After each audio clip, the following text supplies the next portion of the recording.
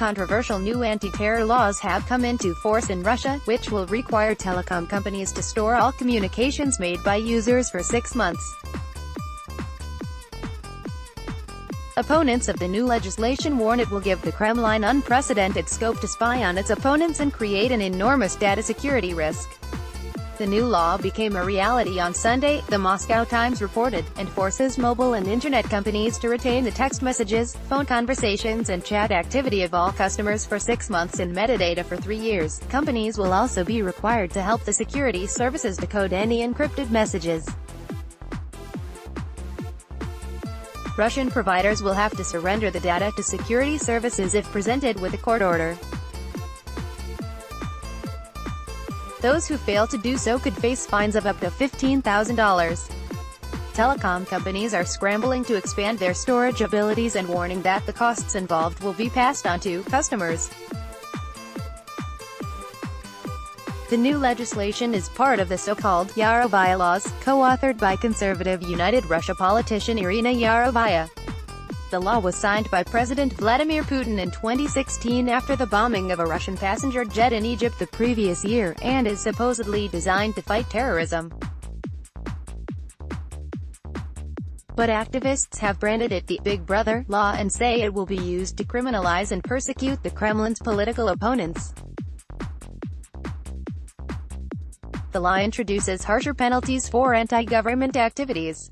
Expressing support for terrorism, potentially a very broad brush for prosecutors, is now punishable by up to 7 years in prison.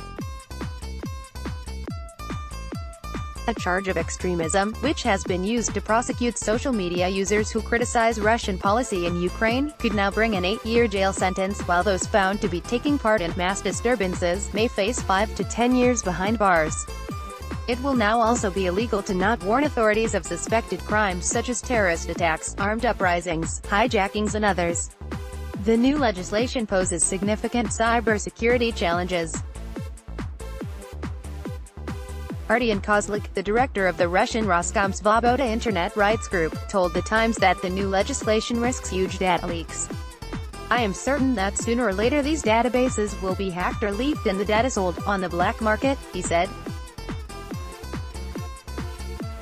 Telecom companies have already warned they are struggling to meet the government's new demands. On Sunday, the general director of mobile provider Megafon told the RBC media agency that his company would take several years to meet the Kremlin's demands. The Times said the system will be rolled out in stages in different regions in the course of 5 years, Sergei Soldatnikov said, by which time it will be implemented across the whole country. Opponents have argued that its costs are too high to be feasible. Last year, the country's most prominent communications firms wrote to the government estimating the law would cost $39 billion to implement properly. When the law was approved by a 351-to-1 vote in the Russian parliament, Edward Snowden, who has been living in Russia since claiming asylum there in 2013, called the legislation an unworkable, unjustifiable violation of rights that would take money and liberty from every Russian without improving safety.